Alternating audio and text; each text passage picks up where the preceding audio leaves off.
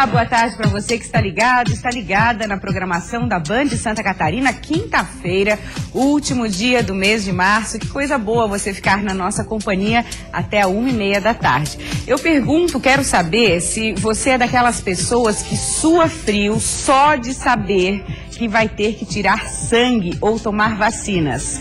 Esse pânico de agulha, gente, acontece com 30% da população mundial.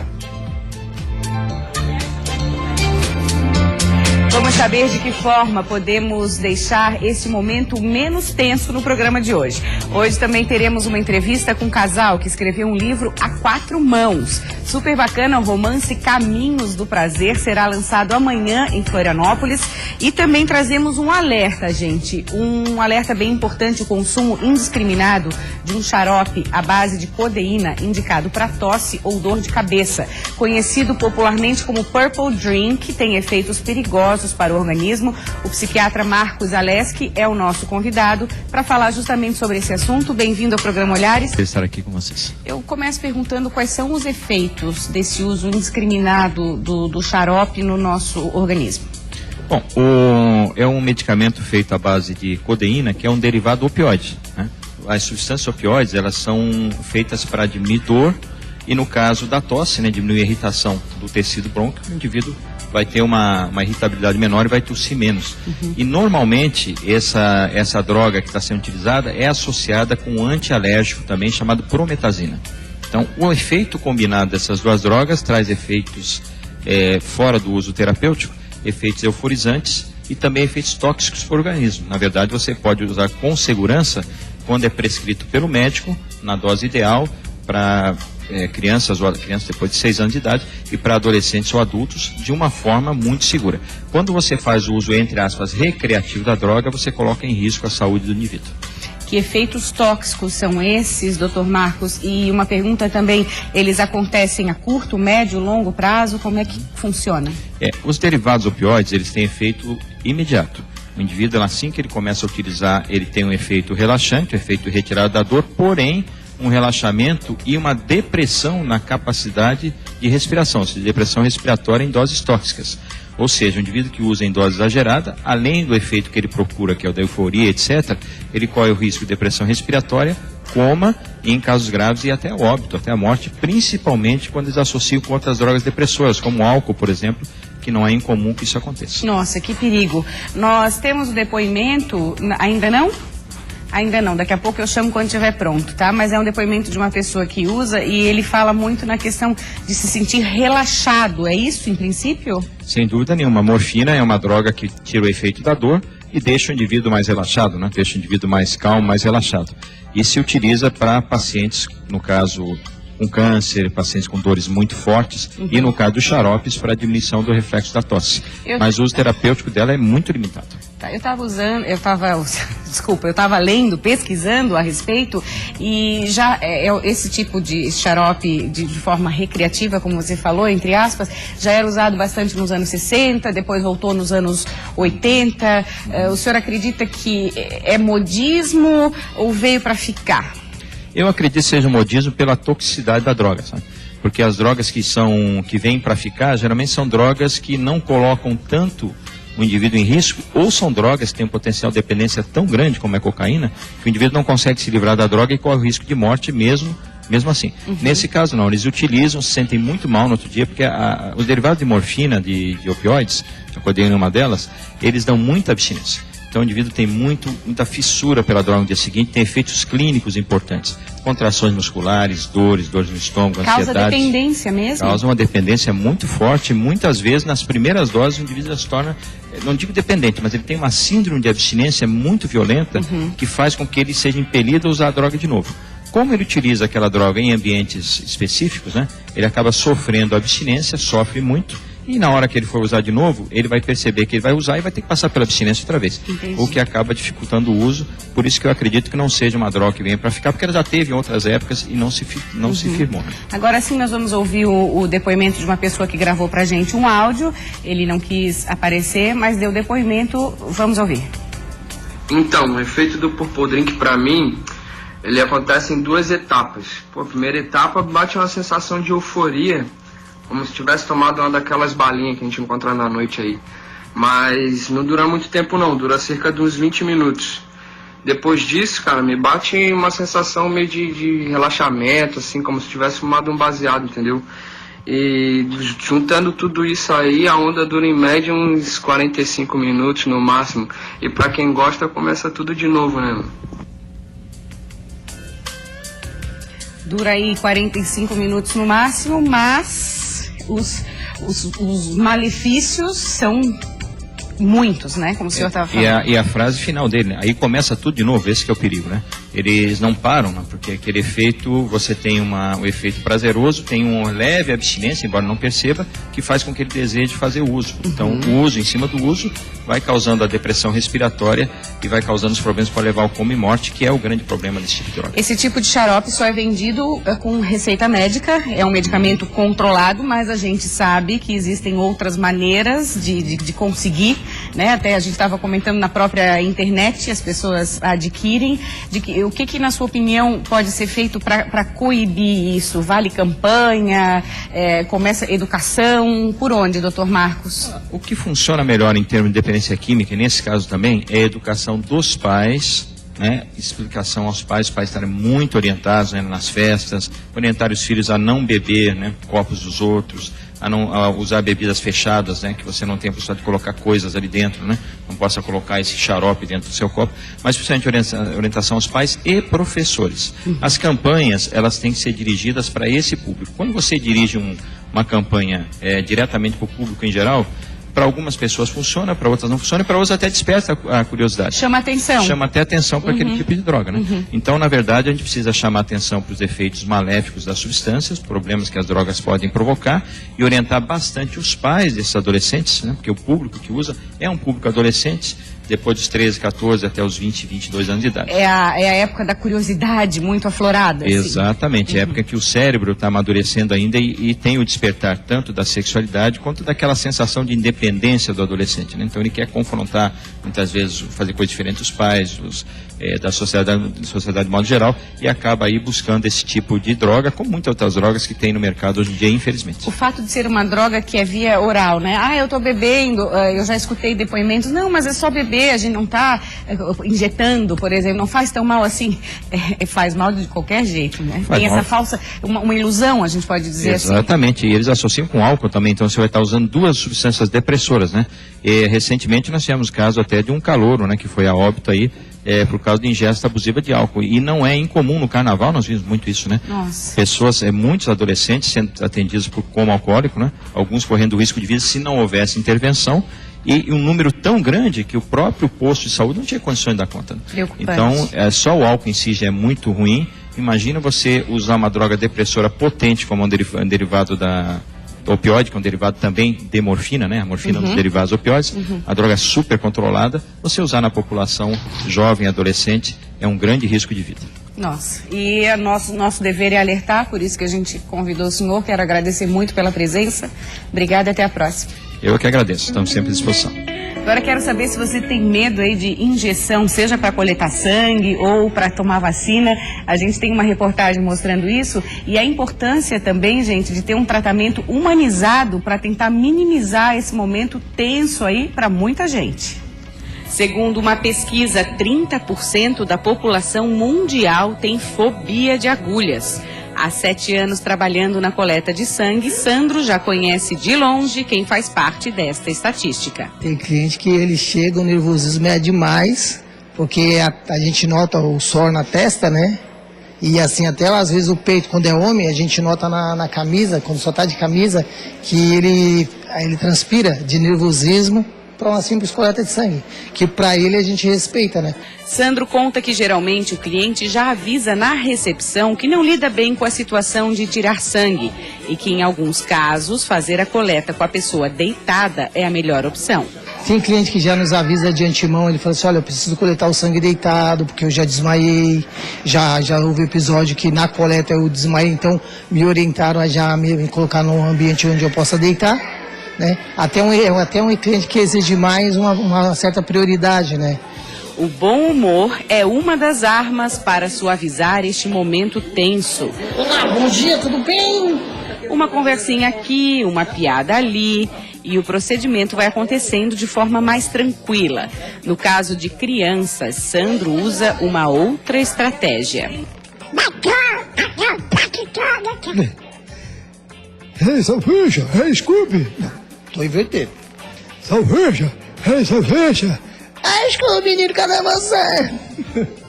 Olá, tudo bem? Acompanhamos a coleta de sangue da Maria Eduarda, de 6 anos. Ela preferiu sentar no colo da mãe. E essa unha aí, bonita, tem desses mãos pra me testar? Ele vai só mostrar. Ele vai só mostrar. O que você não pode... Você não pode puxar o braço. Você não pode puxar o braço. Para evitar que crianças puxem o braço na hora da picada da agulha, um outro profissional auxilia a segurar. Não pode mexer. É rapidinho. Uma careta na hora que a agulha é colocada e depois, tudo bem. A menina se distrai com a câmera e dá um longo sorriso. Depois ganha o diploma de coragem e um balão em formato de maçã, feito na hora pelo tio Sandro. Então essa conversa, essa tranquilidade, a forma de abordagem, né, e também falando dessa linguagem, vamos dizer, de criança, né, que é bem importante, deixa tanto o pai, a mãe mais segura e a própria criança, né. Estamos aqui já com o diploma de coragem, foi realmente bem corajosa. Pela primeira vez também não chorou, bem importante. Legal, pela primeira vez não chorou, deu tudo certo então, né, Vera? Seja bem-vinda. A Vera é psicóloga, convidada também para falar um pouquinho desse medo que as pessoas têm de injeção, de agulhas em geral. Dá pra gente definir, Vera, da onde vem esse medo? Geralmente está relacionado com algum episódio anterior, de infância, ou o pai e a mãe colocaram esse medo? Como é que funciona? Não necessariamente. A gente sabe que as nossas experiências individuais podem levar a traumas.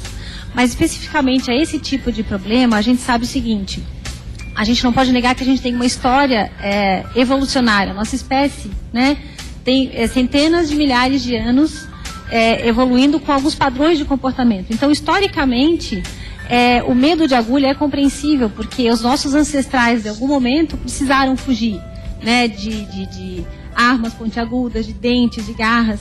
Então se sabe que é um medo fácil de adquirir em função dessa nossa história filogenética evolucionária. É como se a gente tivesse uma memória genética para ter facilidade de termos medo de algumas coisas em especial. Tá. O medo de agulha é uma delas. É uma delas. E aí a gente pegou, a nossa produção buscou no canal do YouTube alguns vídeos que mostram as pessoas bem apavoradas. Vamos ver. Não dói, Lucas? Dói sim. Dói nada. Não, quando entra dói. Eu achei que Fecha a mão. não, olha. Não fica vermelhinho não, o sangue não pode sair do braço. Ai. Que drama, cara. Você não olha não. Se olhar fica nervosa. Não dói não, eu quero evitar casa. Não, vai tirar a medicação, vai dar você viu o tamanho da agulha? Pequenininha, tu nem vê, é pequena, a agulha é pequena aqui. É pequena. É. Tá não, eu vou desmaiar aqui. Mas tu vai tomar outra injeção pior ainda.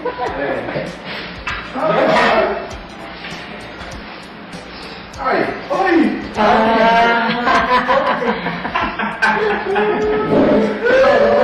Olha pra câmera agora, olha pra câmera. Tá vendo, menino? Mas eu passei mal. Olha pra câmera, sem te deixar a câmera. Essa tirou o sangue abraçada ali, teve todo um convencimento. Vera, essa questão de as pessoas junto começarem a dizer, não dói, é bem rapidinho, ou então, ai, tá com medo, ou rir desse processo, como é que fica? O que as pessoas relatam é que é a pior experiência possível, né? Assim, já é difícil ter que entrar em contato com esse estímulo que é tão doloroso para quem tem esse tipo de fobia, né? Os comentários como esses que tu falaste são, na verdade, os piores, né? Ah, não vai doer, doer, porque você sabe que dói, né? Quer dizer, existe uma dor, por menor que seja, mas existe uma dor, né? A gente tem que que considerar o sofrimento da pessoa que toma. Isso, que muitas vezes, ai, que drama, não faz assim. Quem não tem, acaba questionando, tem que respeitar. O Sandro falou isso na matéria, né? É preciso saber respeitar, entender que é um medo e minimizar isso. Isso desde a infância, porque a gente sabe que as crianças desde o começo, desde que nascem, 1 ano, 2 anos, elas têm que fazer exames laboratoriais. Então existe um cuidado importante a ser tomado, principalmente nessa fase, que são as primeiras experiências que ela vai ter com agulha, com injeção, né, assim, com situações como essa. Nós já vamos falar de forma de tratamento mesmo para minimizar, que em alguns casos só com tratamento, mas antes eu vou chamar o vídeo também do Alain, de 40 anos, e da Camila, de 19. Eles têm muito medo também de injeção e gravaram pra gente. Então, eu sou uma daquelas pessoas que tem pavor de agulha, seja tomando vacina, injeção, não importa. E desde pequena sempre chorei, sempre sofri bastante. E eu achei que fosse parar quando eu crescesse, mas pelo contrário, só piorou. Eu acho que só vai piorar. Minha mãe pode ir junto, pode não ir comigo, não faz diferença. Eu sofro pra caramba. Oi, meu nome é Alain, tenho 40 anos e sempre tive fobia a sangue, a agulha. Me lembro que aos 6 anos de idade minha mãe me levou para tirar sangue e naquela ocasião eu já havia desmaiado. Então desde sempre, quando contato com agulha, com sangue, sempre não foi uma ocasião, uma situação confortável, uma situação bem mais controlável, né?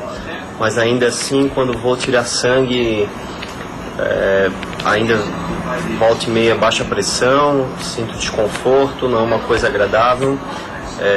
Até tem que tirar sangue deitado, sentado, pode dar, por indicação médica, pode ocorrer desmaios.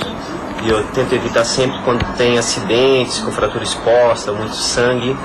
Eu sempre evito ficar olhando, então não é uma coisa muito confortável para mim. E não é confortável mesmo. Deixa eu agradecer o Alain e a Camila por terem enviado os vídeos. E Vera, a gente vê no depoimento deles, eles falam muito assim, a gente acha que vai passar quando cresce, mas tem gente que não passa mesmo, convive com aquilo. As estatísticas mostram que a tendência é que esse medo vá diminuindo com a idade. A gente tem, por exemplo, se a gente comparar o número de pessoas com 25 anos que relatam essa queixa e o número de pessoas com 65 anos, esse número cai pela metade. Até porque já passaram por mais situações. Acabaram tendo que se expor a esse tipo de estímulo e acabaram por habituar, né? Mas assim, não dá para dizer que vai acabar esse medo. Tanto é que a gente tem dados, por exemplo, de que pessoas de terceira idade, algumas pessoas, uma parcela, não toma, por exemplo, a vacina da gripe em função do medo da injeção da agulha, né? E o tratamento nesses casos para resolver ou minimizar esse momento tão tenso? Sim, o que se sabe?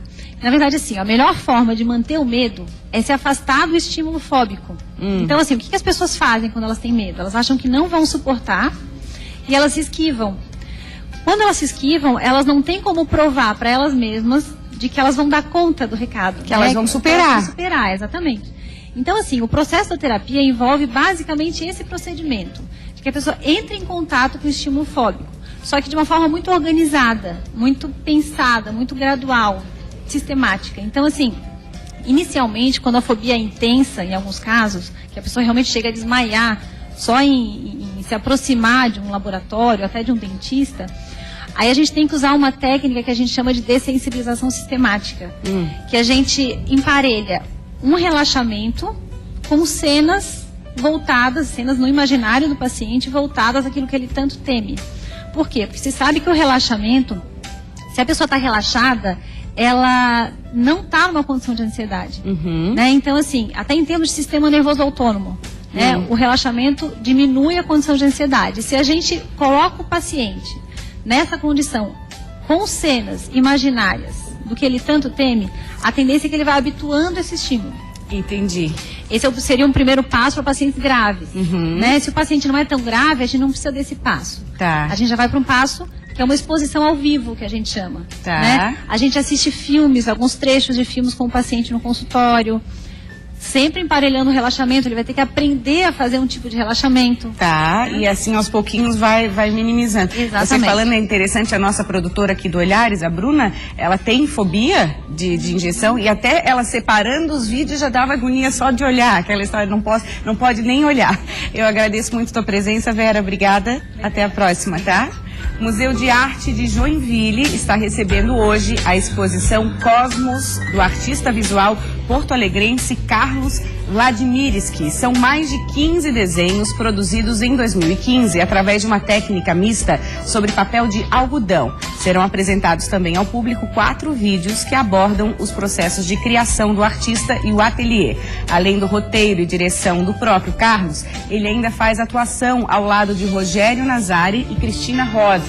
A gente lembra você que a abertura é hoje, às 7 da noite, e a exposição segue até o dia 1º de maio.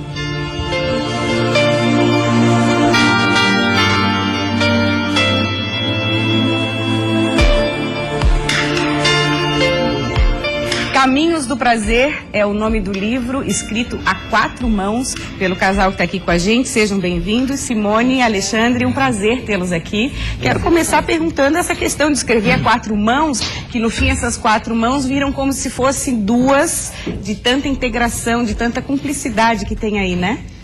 É uma coisa inédita, inclusive o nosso editor de São Paulo, que ele trabalha há mais de 30 anos com isso, ele disse que nunca tinha ouvido falar sobre um casal que escrevesse assim, com tanta harmonia. Uhum. Eles não só escrevem a 4 mãos, gente, como também simulam os diálogos entre os personagens. Isso eu achei muito bacana, muito natural de vocês. Sim, a gente testa os diálogos para ver se eles funcionam, se eles se encaixam na situação do livro. Uhum. Então, em determinados momentos, eu sou um personagem, ela é outro, depois a gente muda os personagens para ver se os diálogos estão de acordo com o perfil dos personagens. E em alguns momentos também a gente faz uma coisa assim, meio de improviso. A gente não sabe, quando a gente quer que realmente os diálogos deem a entonação da história, a gente não combina nada. Naquele momento eu sou um personagem, ele é outro, e a gente interpreta e age como se estivesse naquela situação. Já aconteceu de, no meio desse diálogo, a ideia original do livro mudar para outro caminho? Sim, foi muito interessante.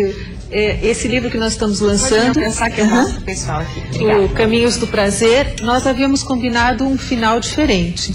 E aí nós começamos a fazer, justamente era o diálogo final, o mais importante, e eu falei para ele, vamos fazer assim de improviso, vamos fazer de improviso. Uhum. E quando a gente viu, a história tomou conta de nós e tomou outro caminho. E foi uma surpresa pra gente também. Vocês mesmos se surpreendem. Sim, porque pelo perfil do personagem, certas atitudes não poderiam ser tomadas. Tá.